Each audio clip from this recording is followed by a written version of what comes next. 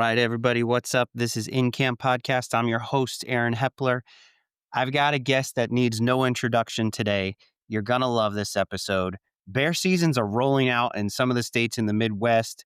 They are rolling out not too far away from us in the East. And I'm pretty excited because I'm going to be going on a bow hunt for bears on the East Coast this year. So I really wanted to have a guest on that I could talk that knew a little bit about something about bear hunting. So I hope you really enjoy this guest.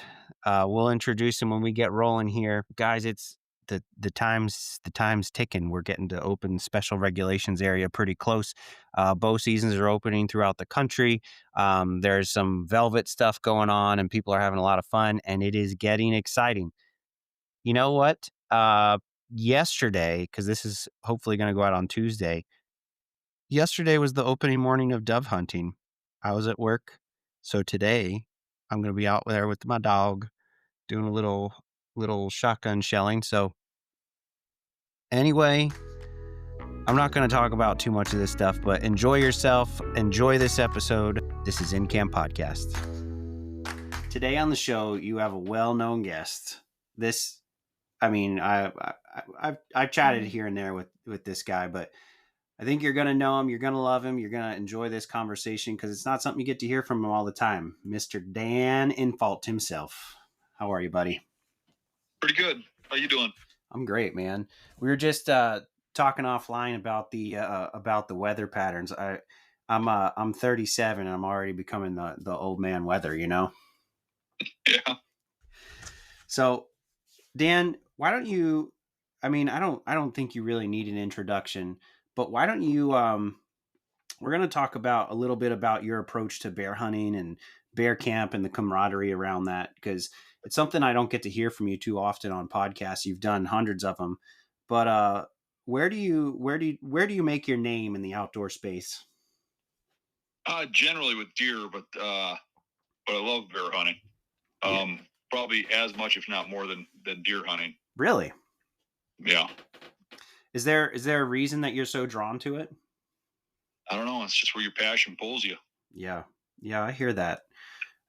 Yeah, I mean, you're super well known as a whitetail guy. I mean, you've written for tons of different things. You've been on videos and podcasts, and I mean, your information for whitetails has really helped a lot of people, especially people that are, the average Joe learning how to hunt public.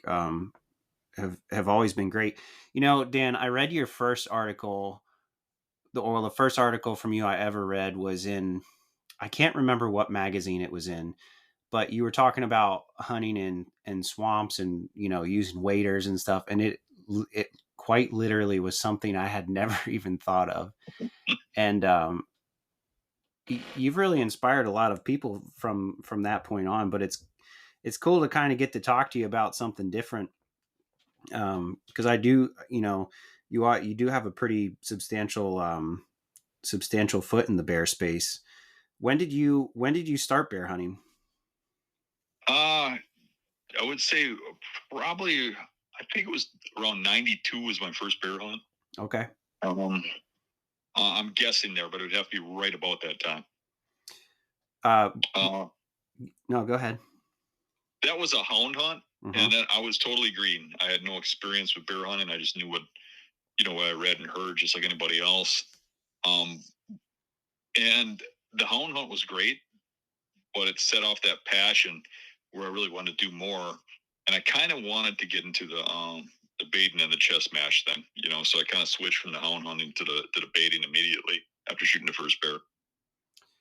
Yeah, just like everything, there's a bunch of different techniques to do things. And I think, a lot of the bear stuff gets shit on because people are like, oh, you're baiting a bear, or, oh, you're chasing a bear with hounds. But it's not as easy as it looks. It's not that way. And we're going to talk about baiting bears at some point during this podcast. What was your experience with the hound hunt? Did you kind of like that or not? Wasn't really your thing, or?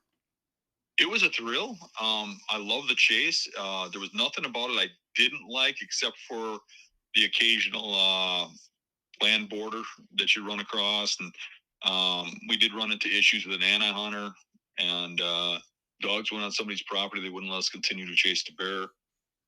That kind of stuff was kind of irritating, but the whole hunt in itself was a blast. Yeah. It's just the thing that was missing was I didn't feel like I was hunting. I felt like the dogs were hunting, but the experience was great. Yeah. I mean, shooting the bear was kind of anticlimactical. Sure. It was kind of like just what you do to finish the hunt. Right. I mean, I guess if you're a dog guy, that's pretty exciting though. You know, hunting behind, I hunt with a Brittany for birds, and to me, it's more exciting to see him point and flush a bird than it is, you know, me shooting it is really for him, but that's the exciting part of the hunt. Well, I am going on another bear hound hunt, my second one. Okay. This year, later in the season, that hunt stock this year in Massachusetts, I ran into Dan Wagner, who runs Great Northern Outfitters in northern Maine. Okay.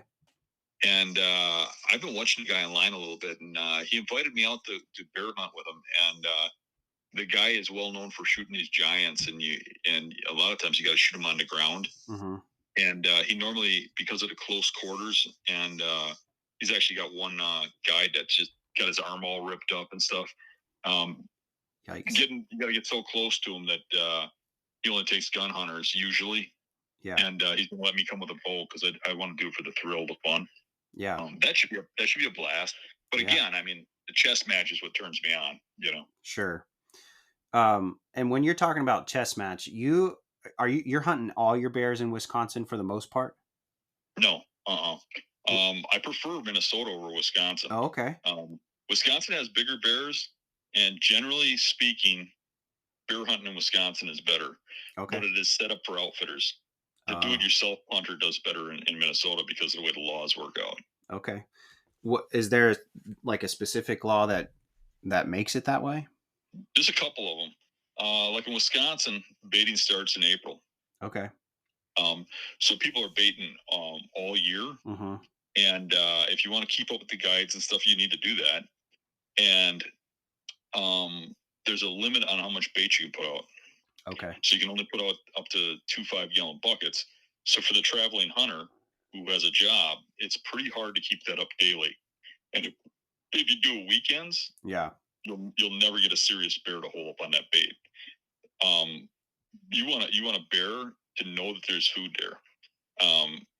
You know, I think there's a lot of myths that outfitters put out there, mm-hmm. and maybe they even believe them. They talk themselves into believing them because it sounds good for clients. Right. Like one of them is that you just put out a little bit of bait, you know, and you keep them hungry. Mm-hmm. Those big bears will leave if they don't have food. They'll go to somebody else's. You know what I mean? Right. They're pretty nomadic. You want to keep them fed. Right.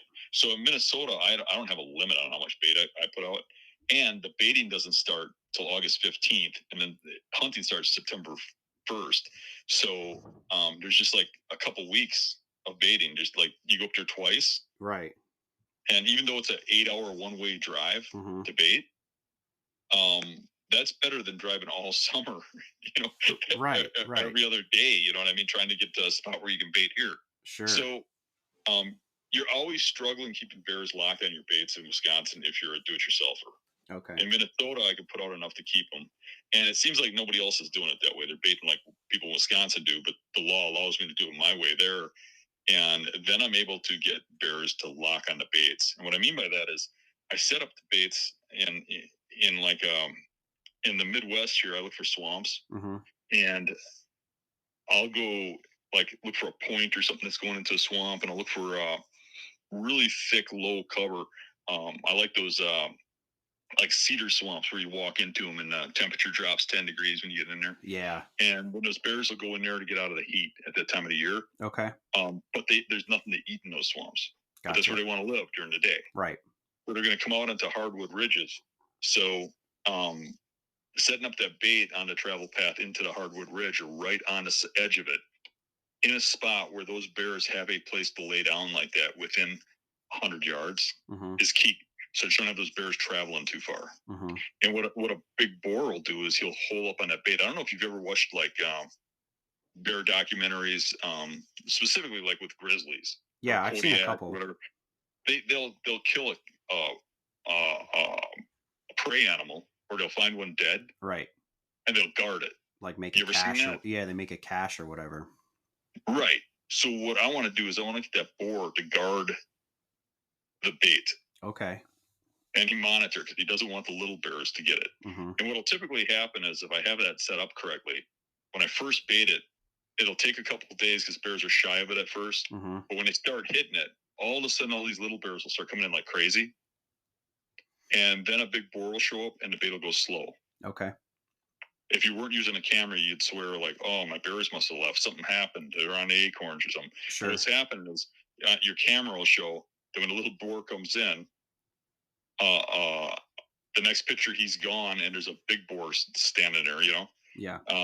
Because he keeps coming in when they're in there, right. And I can get that routine better when I can use more bait. So because of that, I do better in Minnesota. Yeah, I mean, it makes sense. Are you allowed to regulations? Is it one bear, or can you get tags for more? You get one bear in Minnesota by application. There's some places in Minnesota where you can buy them over the counter. Okay. But you get one a year. It used to be two not too long ago. Yeah. In the non-quota areas. Okay. Now it went down to one statewide, and they're limiting them a lot more, which has actually been better because the hunting's been better. Sure. But it's taken 4 or 5 years where I hunt to get a tag over there. Okay. But so you get like one tag there every 4 or 5 years. So I could have drawn there this year, but I had a bunch of stuff going on, so I didn't. Okay. So we'll draw next year there. Mm-hmm. And this year I'm hunting Wisconsin and I'm hunting Maine. Okay. When you hit your bear camp, are you going with a bunch of people? Are you sharing the bait? Like, what are you doing for that? Well, bears hunting with people is probably a very good thing, and I usually do. Yeah. So you have to immediately skin and quarter a bear when you shoot it. Yeah. If you drive it around and show it to people and stuff, it will not taste good. Sure. Anybody that says bear don't taste good, that's why. Because they drove it home or whatever. When we shoot them, we skin them right away, quarter them up, get that meat in the freezer. In Minnesota, we go way into the Northwoods. So we're not even near towns and stuff. So we have to take care of the bears ourselves. Yeah. So we actually pack a freezer along. Yeah. We pack a generator along. And when a bear is shot, the freezer's fired up with the generator. And then we go out and get the bear, get it back to camp, and then skin and quarter it. If it's way remote, we skin and quarter it right on the site where we shot it. Sure. And you can imagine that takes a team to do that. Yeah. And it takes a team to keep all the baits baited. So in Minnesota, you can apply with up to 4 people. Okay. So I've had a consistent group of 4 people. It's changed over the years here and there. But 3 of us have been fairly consistent for like the last 10 years out of the last 20 I've been going. And the worst part is I'm the young guy and I'm old. So I do the majority of the work, but you do need help with some of that stuff. And there are some situations that can get a little sketchy. Yeah. Like we take old logging roads, we map them out and follow them back into the wilderness. And then a lot of times you got to clear trees out of the way and stuff, and nobody's going back there. Sure. And there's one spot that we go to that's 2 hours from the gravel road. Oh, wow. Driving. And I mean, we had a blowout out there one time and barely got out of there. And if you don't have somebody back at camp with a truck or something, a second truck that's going to come looking for you, you could be in a world of hurt because cell phones don't even work up there. Sure. I can imagine. Sounds like you need a young guy on some TRT or something to help to help move some stuff around. So in your bear strategy in Minnesota, and we're going to talk about a lot of different things, bear hunting, but I'm really enjoying hearing your stuff because even just the little things that you can pick up about bears, like even, you said via text or, when we had a phone call the other day, there's things that you notice about bears, and we're going to talk more about that. The other thing I would like to know about Minnesota, are you always hunting baits? Are you ever doing like short drive, like small drives or anything like that there? No, we all bow hunt. Okay. And so we're just hunting baits. We do occasionally like find good bear sign when we're out scouting and stuff, like while we're hunting. and we'll go drop a bait on that bear and see if he shows up. Which, they're pretty sketchy at first. Yeah. But pretty much we drop a bait on every one of them. I do know some friends of mine did fairly well further south where there's crop fields by getting access to private land and actually hunting trails going into the cornfield and doing it without bait. Okay. Yeah, that's I told you I'm going to do the New Jersey thing, and that's going to kind of be the strategy for the week that I'm going to be out there. Is there's a lot of corn, bean, sorghum out there right now. One of my buddies drove around the other day, and you can actually see acorns. Yeah, and acorns, yeah. And you can see the trails that are going in and out of the corn and kind of where they're laying up in the corn. So it's kind of cool. But that's the one thing that I don't really understand that well, Dan, is I don't, deer sign, you grow up doing it. You there's rubs, there's scrapes, you learn how deer use them, when they prefer them, and then eventually you learn to fine tune it. Like, a deer prefers this scrape line during the daylight, or prefers this, bedding area during this time of the year, or whatever. But with bears, it's like, oh, there's some bear crap. There's a track. But how do you put that kind of stuff together if you're scouting for bears? So I'm looking for a real big track with a bear. I mean, it's easier to tell a huge bear than it is to tell a huge buck. Sure. By a track. But you also look for if they're in an area feeding heavy, they're going to start marking it. Like they'll rub on the tree with their body. Okay. And then they'll bite the tree as high as they can reach. Okay. And you find those bite marks that are like 6-7 feet high, and you're like, holy cow, this is a big bear. So that's one thing I'm looking for. The main difference between deer and bear, what a lot of people don't get when they say you should hunt them without bait, is you have to hunt them on a food source, because they lock on food sources. Right. They're huge animals. And you imagine how many acorns it takes to eat to get to be 600 pounds and maintain that. Yeah. For so sure. They lock on the food sources. So whether you're hunting them on natural food or you're hunting them on bait, you're going to be hunting them on a food source. And you get into some of the Northwoods where it's all pine and stuff. Bait is a huge advantage. But if you get into an area like you're at and you're looking at the corn, the beans and stuff like that, you're going to have to scout the edges. And unlike deer, you're going to have to hunt pretty close to the edge. And those deer probably won't be all that nocturnal. But bears. Huh. But those bears are going to, mature boar is going to catch you once and he's going to disappear. Okay. So occasionally they'll come back at night or something. But if they bust you and they think you're hunting, they'll disappear. And if they do come back, they're certainly going to check if you're there. They're going to smell downwind and stuff. Okay, they'll that makes sense. Yeah, I mean the bears here are Jersey, from what I understand, has a pretty substantial population, because the previous governor closed the bear hunt for X amount of years. Yeah. So the bear hunting's pretty good there, but there's not a lot of big ones. There's just a lot of them. I think you can shoot two.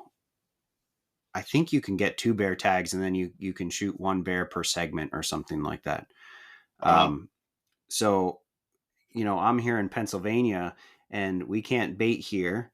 And unlike New Jersey, most of our public doesn't really have ag or anything like that on it. I mean, sometimes you can get adjacent private, but it's a lot of big tracts of timber.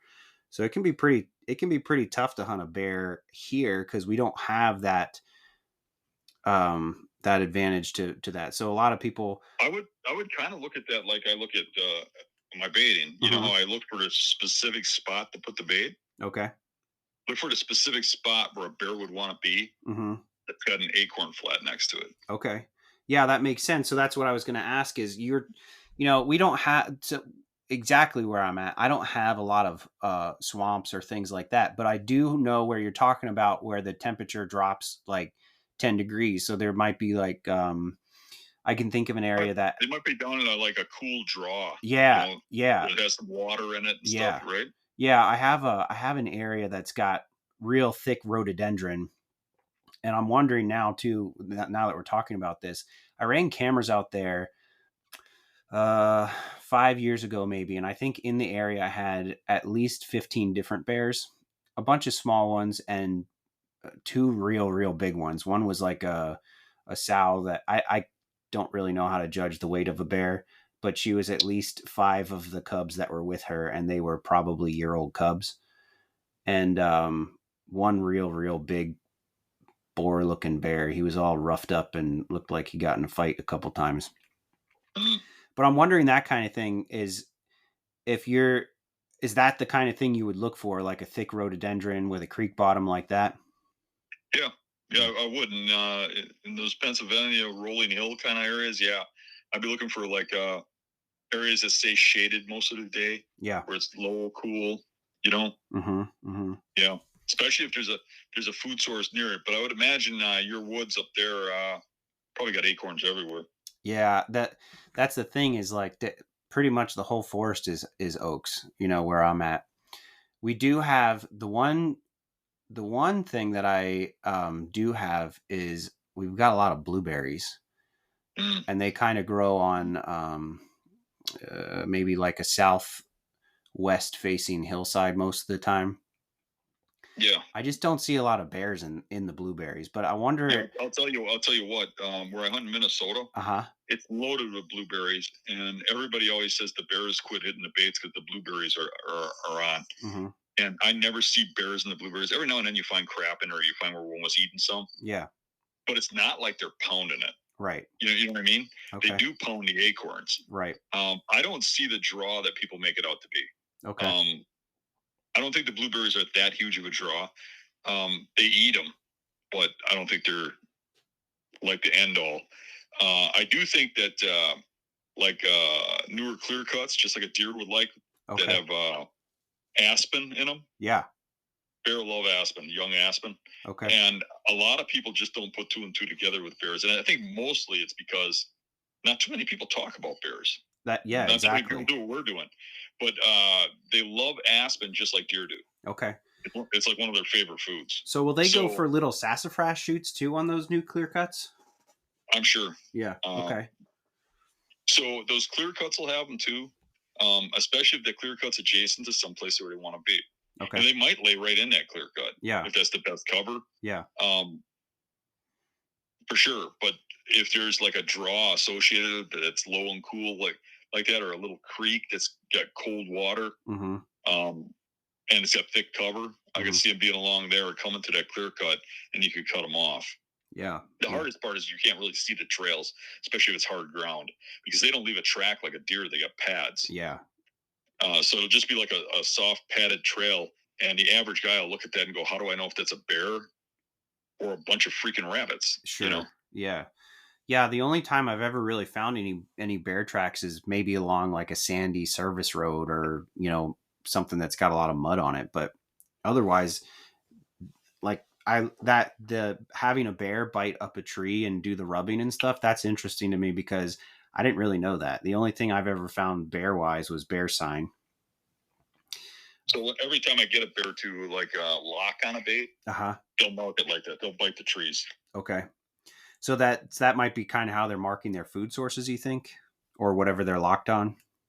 Yeah, it's a competition thing. They're competing with other bears. That's why they're doing it. Okay. Yeah, that makes sense. They do it.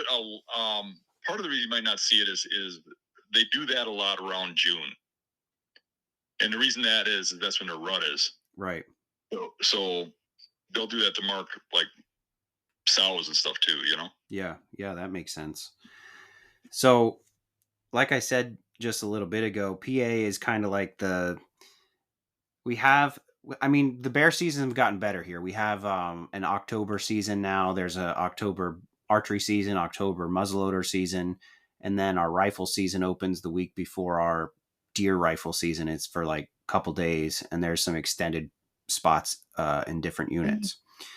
But pretty much the PA version of most people is go sit in the woods and just bring a cup of coffee and hope one walks by, or you go to camp with 20 guys and do bear drives. That's a pretty popular way to get it done here. I killed a bear in 2017. It was not a big one. I was on a buddy's mountain cabin property, But that kind of is what got me hooked into it. And this is, you know, the reason we're having this conversation is because I don't understand bear country really.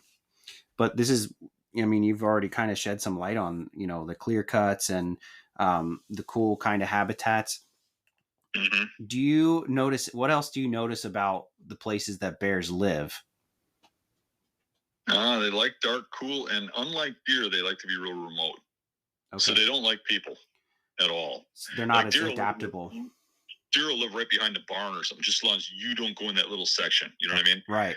Their idea of you don't go there is they can't smell you in that area, but they might be able to see you 100 yards away. Right. Okay. And they're fine with that. They'll have a trail going right past your bedding area. As long as they can contain you over there, bears aren't like that at all. They want to be away from you as much as possible. Okay.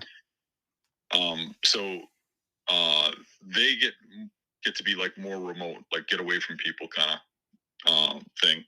And then the big thing for them is the temperature. Okay. If it's the warmer months, now you're saying in Pennsylvania, the dates you were given were a little later. Yeah. Most of the stuff out here, they hunt bears in September.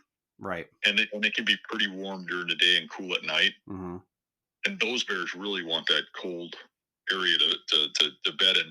But, I don't see them bedding any different once it gets warmer here either. I mean, colder here either. Okay. They just get a little more lethargic. They don't come out as much, Yeah. I mean, the bear season is just about, the rifle season is just about when they're, if it can get pretty cold here right after that rifle season, especially this year. We had temperatures that were in single digits, and I don't think there was any bears hanging out for that, Yeah, they'd be denned. Yeah. What else about, well, we'll skip that one. When you're scouting that habitat, we're talking a lot about cool, dry places. You talked about acorn flats. Is there something else that makes you think you should put a bait somewhere else that we haven't covered? So I will look for like large swamps, large areas of what I think they'd be in. So you might be looking for clear cuts. Mm-hmm. You might be looking for river bottoms that get a little wider and flat and grassy, Yeah. brushy. Yeah. But looking for those areas, thinking, well, that's got to hold bears, or they at least got to travel through here. So if you put a bait out there, now I know you're not baiting, but if you put a bait out there, those bears will eventually travel through there and find it. Yeah. They'll travel through, they'll smell it. Even if the wind ain't blowing to them, it's gonna the animals will leave trails all over the woods. Okay. With the smell of the bait, and they will follow it down and find it. Their noses are incredible. Yeah. Is there a difference in how you use the wind for a bear versus a deer? Absolutely. So I don't like the wind in my face. Okay. Now this is baits again, but so a bear that's coming into a bait knows it's a trap. Mm-hmm. He absolutely knows that you're there to kill him. Now, what you got to remember is the bears that I'm shooting aren't the little ones. Little ones just come running in. Okay. They do for a couple of years, and then they learn some hard life lessons, because there's where you can bait, there's baits everywhere. Mm-hmm. And there's people hunting those baits that'll usually shoot any bear. So when a bear gets to be 12, 15, 18 years old, uh-huh, or when you really want to target, they didn't get that old by running into baits every time they smell one. Right. I mean, they constantly smell baits when baiting's gone. So what they do is they find that bait, and they'll circle it. They'll go downwind. They'll check it out. They'll circle it for a couple of days. Like when I put them baits in those remote areas, mm-hmm, every now and then, the first day or so you won't get a hit. Sometimes you will, but you'll get one in a distance walking past, like just out of range. Okay. Staring at the bait, and like 2 days later you'll get them on the bait. Okay. Like they come and they check it, and they see what's going on. They see if you're coming back. They see what's, and when they come in, they're going to circle downwind and smell that bait before they come in. So when I set up a bait, I plan an exact route to that bait, mm-hmm, and I make sure my route goes past every tree I want to hunt out of. Okay. If there's more than one, it'll go past both of them, and it'll go straight to the camera. The camera will be set up day one. Mm-hmm. If you're going to clip a branch or two, you do it right when you set that bait up. you don't do it later. Okay. And For like ground scent reasons. right. And when you go out there, every time you bait, you take that exact same route. Okay. You do the exact same thing. That bear will go, when he finds that bait, he's going to go up and down that trail you were on. Mm-hmm. He's going to smell everywhere you were. You're going to look at everything you were doing, and he'll constantly check that the first few times he comes in, and he will usually go to the downwind side and smell that bait. And what he's going to know is danger, because he hasn't realized you have a tree yet. Mm-hmm. Is the bait to him is going to be the danger. Right. So when you get directly downwind of that bait and he can smell it, and all he smells is bait, Mm-hmm. he'll come in. So most of the time, my boars come from downwind. And I can think of several times when they didn't, but I saw them circle downwind first. Okay. So, and I can think of several times when I've been busted by bears that circle downwind, and you can hear them plain as day, or you see them. But what I found is if you go in there and you set up a tree off to the side, mm-hmm. as soon as you change that routine, they freak out. They get nocturnal. They start really scent checking the area again. They start losing that complacent that the bait is safe thing. Yeah.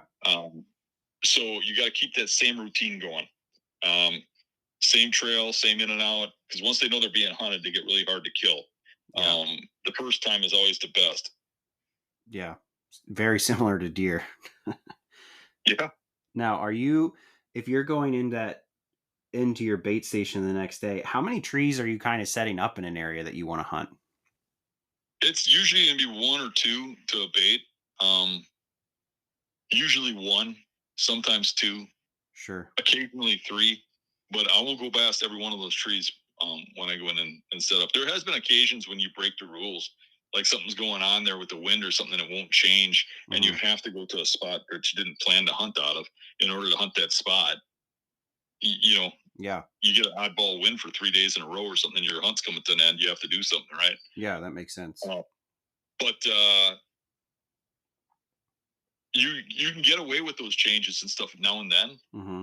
But I've seen enough of it to know that it's problematic. I mean, it's even as sensitive as, I bait, say, for you, and then you come out to hunt and you do the same routine as me. Mm-hmm. You can watch those bears shut down for a couple days. Okay. Because they smell your scent versus mine. It's a different intrusion. Just think about a bloodhound. You put a bloodhound on a person's scent, and he'll run through a crowd of 100 people right to that person. Sure. And bears smell way, way, way better than a dog. Yeah. Yeah, that's a interesting concept. I mean, definitely. Yeah, your average hunter will go on an outfitted hunt, mm-hmm. Over bait, and he'll get there, go look at the bait, and then he'll go off to the side where the outfitter never walks and set up a camera so he knows what's going on. Mm-hmm. And then the bears won't come in, and the outfitter will tell him, yeah, them damn acorns and blueberries. Right. And the outfitter probably knows it's just because there's a different scent signature. I don't think the outfitter realizes that in every case. I mean, I've had outfitters tell me every year this time this happens. They need to open the season up a little earlier. No, it's your hunters coming in here that's doing it. Bears are very intelligent. Yeah. So when you're going to set a bait, do you try your best to take a buddy with you in case you guys are sharing spots? So when we do the group of 4 people, mm-hmm. Where I go, yep, I want to be at every bait. If somebody doesn't want to, that's their issue. I mean, there's one guy's real old, he can't, but he'll go to everyone that he's going to hunt. And I would suggest that everybody in my camp goes to those baits every single time we bait. Wow. Yeah, that makes a lot of sense. I mean, this is probably one of the coolest things I've never really thought about a bear being so. I mean, I knew they smelled better than a deer, but a deer isn't using its nose to pick out you versus me. It just doesn't want the danger in the area. Yeah. So a couple of really good guides in Wisconsin that I've known. One of them, Mike Foss. Okay. He kind of had the same philosophies I had. I had some long talks with him. I hunted with him for a bear called Snaggletooth. I didn't end up getting a bear. Somebody else did with hounds while I was hunting them. Okay. But that was just a gigantic bear. But he had the same philosophies. And it was interesting that there was a lot of outfitters in that area, and they're all set up like him, doing the same things as him. But he was consistently shooting giant bears, like 600, 500, multiple every year with his clients. Yeah. And he wouldn't let you go to the bait. He'd make you stay back. He would walk you to the tree, wouldn't let you go check the bait, look at the bait, or anything. And if anybody broke those rules, you were kicked out of his camp. Huh. You couldn't set up a camera, and because he understood all that stuff. But that's not widespread, and most people don't understand it. There hasn't been a lot of conversation like we're having right now. No, and that's I think that's one of the big problems about bear hunting is there's just not, I mean, you can Google it. There's nothing, it just says, oh, look for tracks, look for poop, and then, find an area where you think bears are. And that's just kind of the mentality. But to really dig into it, I think the bait chess game to me is really interesting. And I hope I get to go to a state one day where I can do that. For me, Jersey is just 2 hours away, but it's kind of similar to what you're talking about. Like if I can find a reliable food source that they're locking on, it can be my quote unquote natural bait. So that's kind of interesting. That's what I'd look for. And unlike deer, I would hunt the food sources. Right. Like you said, they might not be quite as nocturnal as a deer would. You think about this. Where I hunt in Minnesota, there's a ton of competition up there. Yeah. And there's a lot of illegal outfitters. Sure. What I mean by illegal is they make you jump through hoops to get an outfitting license. So these guys want a guide. And basically they just want to pay for their hunt. They're not even from town. They come from southern Minnesota. Yeah. And they get groups of guys to come and it pays for their hunt kind of thing. Right. It's kind of bad in a way. It kind of gives good outfitters a bad name. Yeah. But anywho, the DNR up there is trying to get these guys. Yeah. And most of the people up there are doing that. So they were thinking that I'm running an outfitting camp because I'm up there with 4 guys and we're setting up a big camp. So they were kind of targeting me. Okay. They'd check me constantly. What are you doing? What do you? Yeah. And we got one of those illegal outfitters next to me. Okay. And there's several other of them around us. And I just mind my own business, obviously. Yeah. But you don't want issues. But this guy had 12 people in camp, and they were all coming by us because they were right next to us. Mm-hmm. And they're saying, "Well, how are you guys doing?" Blah blah blah. And they're all telling us how none of their baits are hit. One or two of them had baits that were hit. Some of them, their bait hasn't been hit since he put it out. And you look at what the guys were doing, and most of them were putting a bait out every mile or so. Okay. Just along the road. Yeah. Not very far in, because for an outfitter, it's more efficient to be able to hit all these baits. Where we're taking them into those remote areas where the bears live, targeting spots on a map where they should be. Right. Your average outfitter ain't going to do that because he's going to be thinking efficiency. How do I take 12 guys and have them each have a bait? Mm-hmm. And and one bait. What if the wind's wrong? Right? They're sending them out there anyways. Right. Literally. Yeah. So anywho, they had 1 or 2 baits that were hit. Nobody's seen a bear after a couple of days or whatever. And literally, we got a bear opening day, 2 bears the second day. And then I was the only one left with a tag. But when we had 2 bears, the warden checked us and he checked those other guys. Mm-hmm. And he looked over all our bears and stuff, asked us a million questions, and he moves on. And then there was like a little bit of conflict between us and this outfitter, because he was getting mad because like his clients were getting mad because we were successful and they weren't even seeing bears. None of their baits were getting hit. Yeah. And we put out 3 baits per person, so we cover different winds and stuff. Right. And anywho, I just didn't want any problems. So in Minnesota, you're only allowed 3 baits per person. Right. So every time somebody shoots a bear, we got to close 3 baits. Now we can group hunt, okay. So we can hunt each other's baits. Right. But we have to license the baits with the state, their locations. Right. So we have to close 3 every time that we shoot a bear. So as we're closing, all of our baits are getting pounded by bears.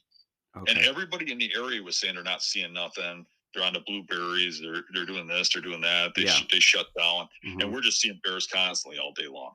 So I go over by that outfitter, if you want to call him that, and I said, "Hey, I had to close some baits down, and I see your clients are getting a little bit upset with you and stuff. I close the bait up that ain't too far from here, and it's still got like 4 or 5 bears coming into it, pretty solid. Mm-hmm.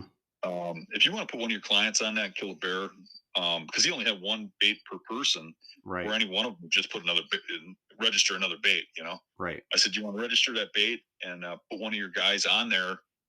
I says, and they'll get a bear tonight, and then everybody should be happy. And he goes, oh, okay. So I take him out there, and he couldn't believe the bears were on the camera, and they're all little. That's why we never hunted it. Right. You know, and he sets up a stand or whatever, and we go back, and that night he comes back, and he's got a bear. And I shot my bear that night too, which was the 4th night. Okay. And I got a monster. It was a 15-year-old, like 500-pound bear. Wow. I think it was like 4 or something. Wow. But I got a monster. And they got this. He comes back through and he goes, hey, I got a bear. I got one. Thank you a lot. Thanks. And then the tension went away, you know. But he comes over and I couldn't believe what he said. He said that you know, they got the bear or whatever. It was like 120 pounds, and he was all excited. Mm-hmm. Which isn't really a bad bear up there. But I said, oh yeah, who got it? Because I got to know all his clients. Yeah. And he goes, oh, I did. I shot it. You gotta love that, right? Yeah. Trying to make your clients happy, but you're the one who shot it. Yeah. So he gets that bear into camp, and in comes the warden, and he blocks off the drive, and he's going to bust this guy. So he's in there just reading a riot act. He wants to know where everybody lives, where they came from, all that stuff. And he'd already stopped us 3 times. So he went right past us, didn't bother us. Yeah. And he's over there talking to me. And you know how it is in the North Woods? You can hear every word from 100 yards. Yeah. And I can hear him talking to this guy. And the guy's like, you know, telling him he got this bear. And he's like, you just put that, you just registered that bait. And, you know, he goes, yeah, well, it was his bait. He gave it to us so that we get a bear because we weren't having much luck. Mm-hmm. And then he goes, and you shouldn't even be harassing us. We haven't even gotten any bears but this one. And that guy just got another monster. And then you hear the wardens walking down by me. Oh, man. Come on. And they come walking into camp, and they're like, I heard you got another bear. I says, yeah. Can we see it? Yeah. So I open up the freezer. It's skinned out, but the head's in there, the meat's in there. And yep. So he's looking at it and stuff. And he comes over and he says, and this is the part I wanted to get to. Sorry it was so long of a story. But no, I like the stories. He comes over and he says, you want to explain something to me? And I says, what do you want to know? He says, there's been, I forget if he said 6 or 7 bears, and this entire unit have been shot. Nobody's seen anything. And he goes, and you're responsible for 4 over here, and you got his too. And there's like 1 other bear in this whole freaking county that's been shot. Wow. What are you doing? I says, I know what I'm doing. I know how to hunt them. Yeah, I mean, you know, so obviously practicing. What I'm doing is working. Yeah. It's really cool, man. I love that. I love those stories. It makes it pretty exciting. And I think the chess match part of it and learning the intricacies of baiting and stuff, that's real cool. It's something to be proud of when you figure that out. I guess something too that's different about bears is density. So like when you're in a pocket of deer, there's, you know, you'll find a lot more sign, that kind of thing. And with bears, what kind of density are you looking for? Are you thinking like, oh, there's maybe 3 or 4 bears in this area, or is the number even lower than that because there's more territorial, or how's that work? You know, I don't know how density works with bears. Okay. I know more with deer, but I can tell you this, that where I hunt in Wisconsin in the southern zone, mm-hmm. Which is where I'm going next week. Okay. The bears down there, there's not as many. Mm-hmm. And they're a lot harder to hunt. Okay. The more dense they get, the easier they get to hunt. And it's like one bear coming in will bring the others in. Okay. Like give them the balls to do it, per se. Right. So like in Minnesota, in the northern reaches, I'll probably have anywhere from 4 to as many as 12 bears hitting a bait. Wow. When I'm down in lower Wisconsin, I'll have maybe 3 to 5, you know? Yeah. And they're a lot more edgy, you know? Mm-hmm. But there's a lot more food down here too. Right. Yeah, that makes sense. You know, you go up to Minnesota, like you go up to Canada, You go to Ontario or you go to Saskatchewan or something, and they can put out a pile of oats, right, and dozens and dozens of bears will just come pounding all day long, and they won't even run away when you walk in. Oh, okay. It's Yeah, a whole that's a freaking different different that's a world. different vibe. It's a whole different world. Yeah. You know, when you hunt them in the lower 48, it's a whole different hunt. Yeah. Yeah, I agree with that. Is bear movement pretty stereotypical, like morning and evening movement, or is there a lot of good stuff for midday type stuff? Yeah, there's still going to be more evening stuff. I think if you're hunting without bait, mornings probably work pretty good. Okay. But on bait, you do not want to walk in there and chase that bear out, which would probably be the same thing with a cornfield. Right. But like I said, you get one chance. Right. They do move real well during daylight. There's still the morning evening kind of thing. Mm-hmm. But I know it's like the bears might come out like 3 hours before dark or something, you know. Yeah. And every now and then you'll have noon hits and stuff, you know what I mean? It's not as much locked into like that last half hour. Sure. That makes sense. You certainly, if you're doing an evening sit near a food source, you probably want to be out there pretty early if you have the opportunity to do so. Like if you ain't got nothing else going on during the day, you should probably be out there like around 1 or noon or something, because there's a good chance that a bear comes waltzing in there at 2 or 3. Yeah. It's not like deer. They do that a lot. Okay. And when they know they're being hunted, if you start putting pressure on them, then I start seeing them sneaking in right at dark. But even that's usually the immature deer bears. But I've seen big ones do it too. Okay. But they'll start sneaking in on the edge of darkness, or trying to get nocturnal. But but naturally they'll come in all hours of the day. But usually it's within a couple hours of 2-3 hours of dark. Yeah, that makes sense. I think when people talk about baiting bears and the person that doesn't understand it sees it, they think they're in like a state park campground where all the coolers are out and bears just don't care about being around people. But all this, what you're telling me is bears are kind of like elk. They want to be as far away they want to be in the as roadless area as possible. Yeah. You think about it like this. Me and all those outfitters and everybody that goes up there to hunt. There's no hotels or anything. You camp right in the woods in the U.S. forest, right? Right. And every person that's up there has a trailer full of bear bait. Yeah.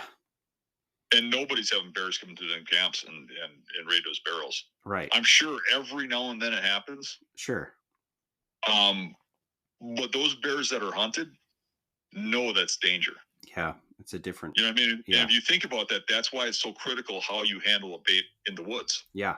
Yeah, that makes a lot of sense. But and the same thing, if you're hunting that food source, it's going to be very similar. That if you screw it up, you're probably going to have to relocate a different bear. Yeah, that makes sense. So I told you I killed a bear. The bear was 120-pound boar, and it was the first bear. Actually, no, that's not true. It was the second bear I had ever seen in person in the wild, ever. And when I went to shoot that bear, I could have sworn that bear was going to be 300 pounds, because they all look.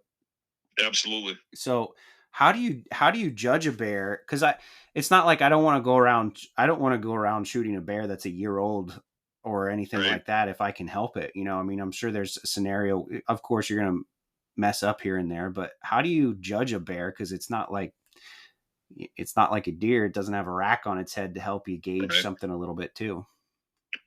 Bears always look bigger than they are. They always have shrinkage. Even when you shoot a giant, it looks like it's an even bigger giant until you walk up to it. Yeah. And I've always had that. I think there's one bear that I shot that grew. The rest of them all shrunk. But when you look at a bear that comes in, the people who make mistakes are like, you know what? I think that's a good bear. It looks like a pretty good bear. If you're hunting a monster, When a monster comes in, you will know it. If it's a giant, you're going to know it. Okay. You'll know it immediately. You'll look at that bear and you'll go, "Oh my God." The smaller ones don't do that. You know, if it's a 200-pound bear, you'll be like, you know, maybe I should shoot that bear. But Sure. if it, you know, the only time I really ever made a mistake, I shot a pretty small one once. I think it was like 90 pounds a long time ago. That one was right on the edge of darkness. And it was in the shadows. It was a 20-yard shot. And I had a camera in there, and the camera only had a big boar on it 3 days in a row. And I finally had the wind right. Mm-hmm. And I went there's no other bears coming into that. And then right at the edge of darkness, I heard this one sneak in. And when he stepped in, I shot him. Mm-hmm. And it was a 90-pounder. Oh, man. So, I mean, it can happen. I mean, that was a long time ago. Yeah. And I think things would be different if it went in now. But if you wait till you know it's a good bear, you should get a good bear. It's a little harder when you're not hunting with bait. I mean, yeah, just getting a bear would be a challenge. Yeah, I mean, they just kind of dance through the woods. They like never stay still. You know what I mean? They're just different creatures. Right. Even if you're hunting an acorn flat, I mean, those acorns are spread over quite a ways. If you're hunting a cornfield, that cornfield's pretty huge. Yeah. Yeah. You know, and they're still going to use that. You know, they're probably, if it's a big boar, they're probably still going to smell it. Sometimes those big boars will go out in the middle of a cornfield and just live in it. Right. You know.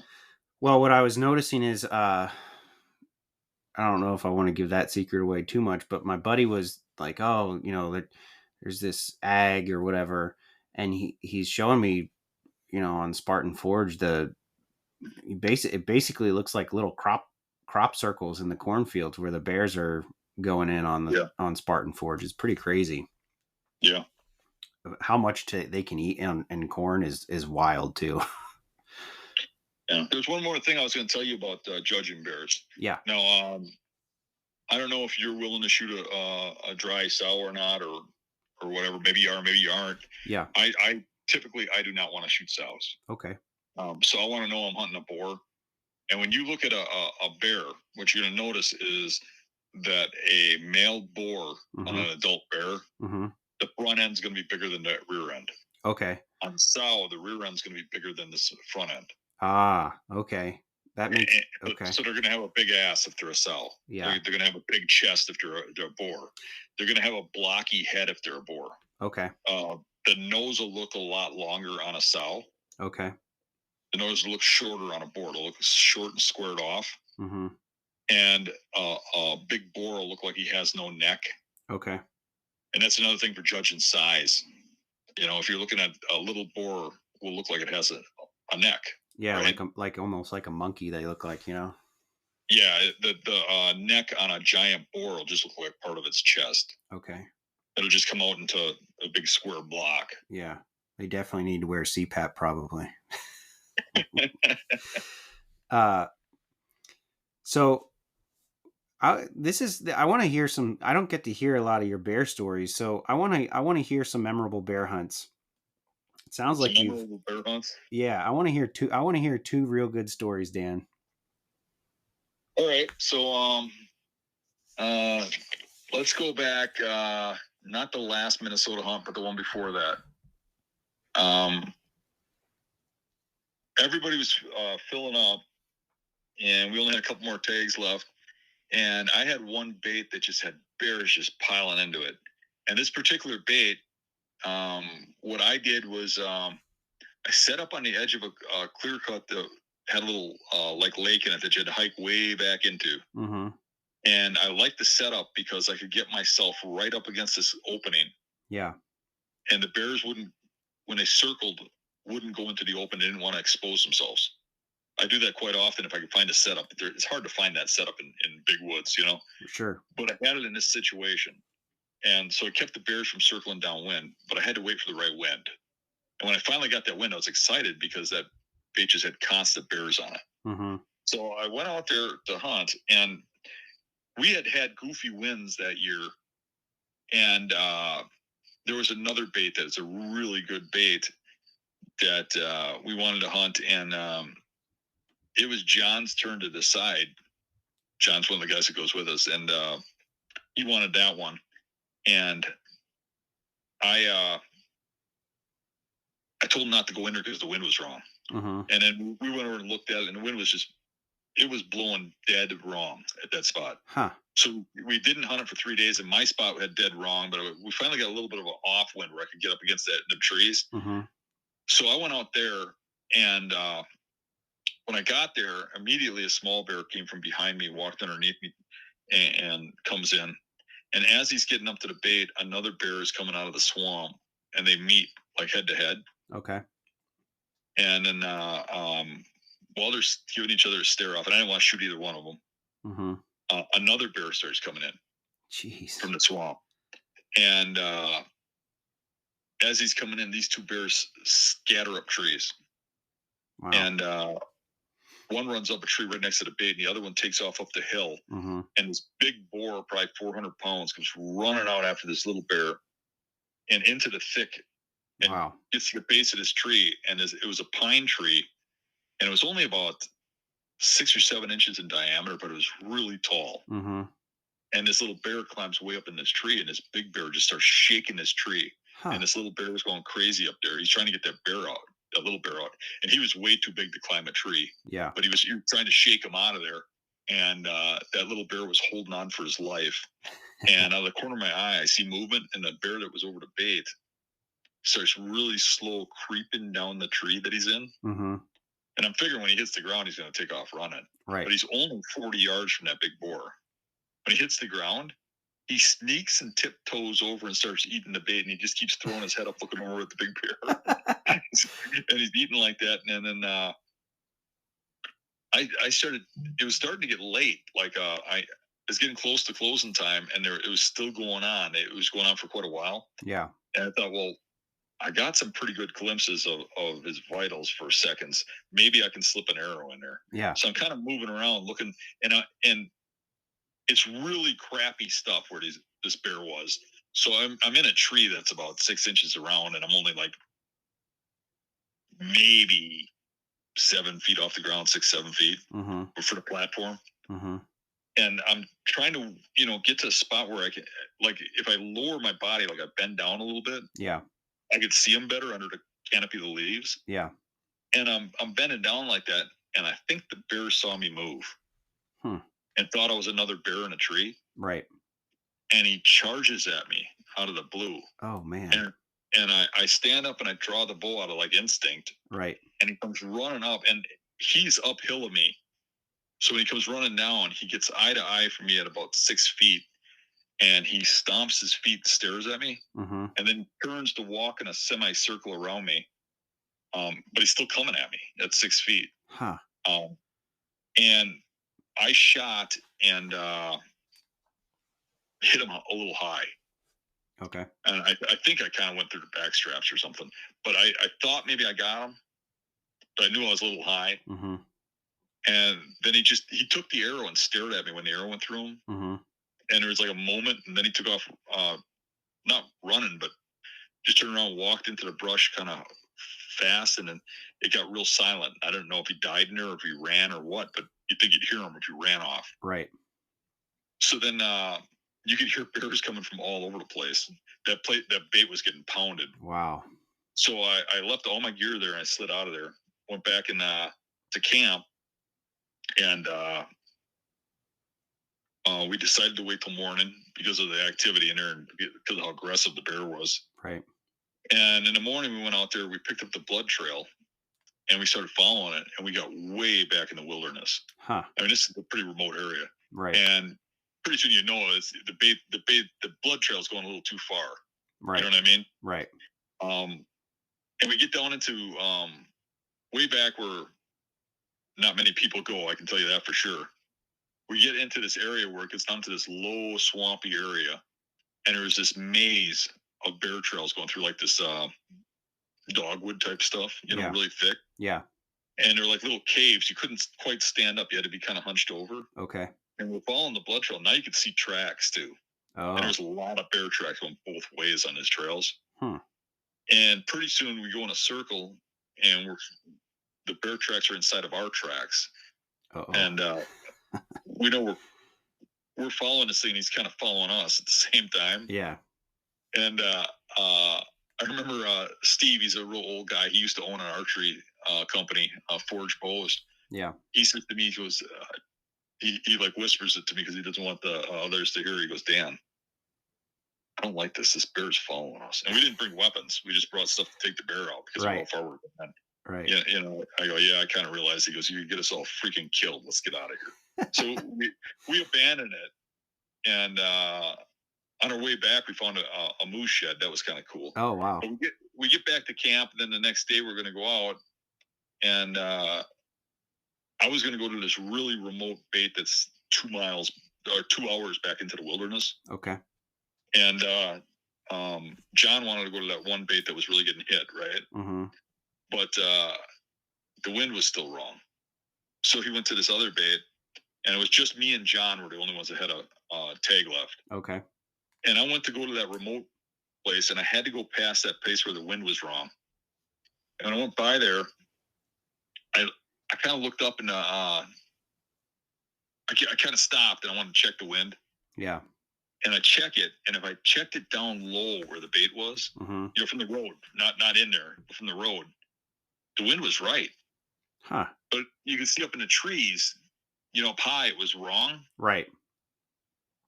And I started creeping in there, and there was like some sort of vacuum or something that was pulling the wind. Perfect. Mm-hmm. It was really windy too. It was like blowing. Yeah. So, well, that would make sense if it was a vacuum effect then. Yeah. And the wind was like perfect down low, but you look up and the tops of the trees are blowing the other way. And I thought, screw it, I'm going to try it. Why not? Which I felt a little guilty because I told John not to hunt there. But we didn't actually go out there and look at the wind. So I went in there, got in there. It was another one of those real low trees, which a lot of times these bears are in those thick areas, so you don't have really good trees to hunt on. Sure. So I'm sitting there, and right away, a boar comes in from behind me that was a shooter. And I don't notice it till standing beside me because it came in from the way my truck was, mm-hmm. which was unexpected. And it's like 10 yards from my tree. Wow. And my bow's hanging. Oh, no. So I'm trying to reach for my bow, and all of a sudden that bear, he's staring straight ahead, turns around and bolts, runs off hard. And I'm like, man, the wind is right in my face. Did he get some sort of swirl? And, you know, he never looked in my direction either. He stared at like the bait and beyond. Right. But something bothered him. So then a little while later, I look in front of me, and there's a bear speed walking through the bait right past me. I don't think it was a shooter, but it was a decent bear. Mm-hmm. Right through the bait and didn't stop. Almost like, again, like spooky. Right. But upwind of me. Huh. And then I see some saplings moving, like in the thick stuff. Mm-hmm. And a little bear comes out, and he's staring at the bait from outside of it, which they do quite often. Right. He stopped like 10 yards from the bait.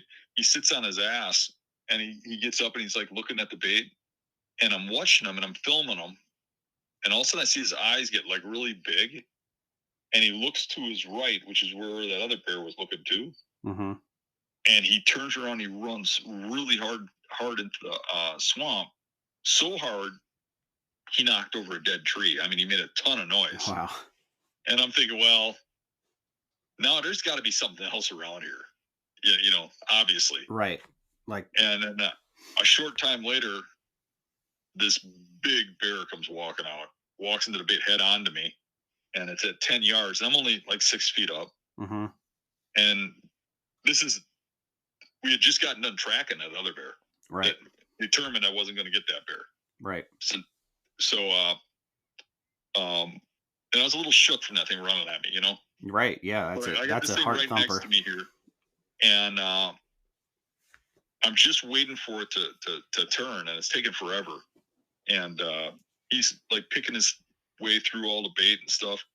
And then finally he turns, and I pull the bow back, and he spins his head around and looks at me. Mm-hmm. So I felt a little pressure to get that pin on him quick and drop it. And I did. And it looked like a perfect shot. Mm-hmm. but it let out a roar, jumped up in the air, and turned and ran right at me and ran right into my tree. Shook the tree. I'm only 6 feet up. Right. I mean, imagine the jar of a giant bear hitting your tree. Yeah. And it's right below my feet. Oh, boy. And then it spun off, went into the thick stuff. And then a little while later, I heard it gurgling, so I knew I got it. But right. That was a pretty good adventure. And the same night, John shot a bear on that other bait. Well, at least So it made up out. for that. Those are some pretty cool stories, man. That's a different kind of heart thump than a whitetail, for sure. Because then you add in the danger element. Yeah. It's kind of cool because you'll be like a lot of times, like my last bear, which was Minnesota as well. Mm-hmm. I mean, I heard one branch snap. That's it. And all of a sudden you look up, and here's this giant black bear just standing there. Wow. In a lot of the cases, you just all of a sudden you look down and they're there. Yeah. They're so quiet. If you hear a bear coming, it's because they want you to hear them. Yeah. I've noticed that too. The one that I shot, like I said, that thing was like dancing through the woods, and I didn't hear it break one branch. And right. I heard, was it last year? I saw 2 bears in October last year while I was deer hunting, and they ran through the wood. They were running through the woods, completely silent, until they got to where I would think they wanted to lay down. They were actually up in a clear cut. The way PA's making all their cuts now, they're going through and cutting a lot of birch, like the 5 to 8 inch birch things, and they're just leaving the piles of logs. They're not, piling those up in a certain way. They're just letting them lay. And I think that's attracting a lot of bears because they're doing these types of cuts all over the place now. Not, but you could hear them in there like cracking around in the things, but it's wild how silent they are. Yeah. So you said you're going to Wisconsin next week. Yeah. So I think we start the 3rd. What is that? Wednesday or Tuesday? Yeah. Wednesday. Yeah. Wednesday. Yeah. And then you're going to get to go to Minnesota this year? No, I'm not. I'm going to Minnesota next year. Okay. Oh, that's right. You said you were going to draw next Michigan year. as well next year. I'll probably do Michigan and Minnesota next year. Very cool. Very cool. So just a one bear state this year? No, 2 because I'll do Maine. Oh, Maine. That's right. You're going to do the hound hunt. Very cool. Well, Dan, I appreciate you coming on and talking to me about this, man. There's not a lot of people that I could think of to talk about bears, and quite honestly, there weren't a whole lot of people I really wanted to talk to about it other than you. So I really appreciate it, man. Good. That was a good conversation. I enjoy talking about bears. Yeah. I do have a couple things that I want to tell you off the recording though, so we'll talk a little bit more. But it's good having you, Dan. Well, that's a wrap, everybody. Thanks for tuning in. I hope you learned as much about bears as I did today, because there's a lot of content in there that I did not know.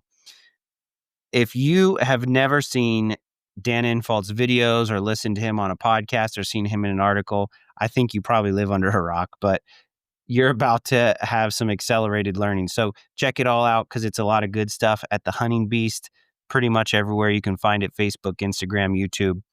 The guy is a wealth of knowledge, and he is such an awesome educator. So look into that. Go ahead and follow InCamp Podcast on Apple or Spotify. We're also got some stuff coming up on YouTube. You can listen to the podcast there as well. And occasionally I'll put out a video when I can of the podcast.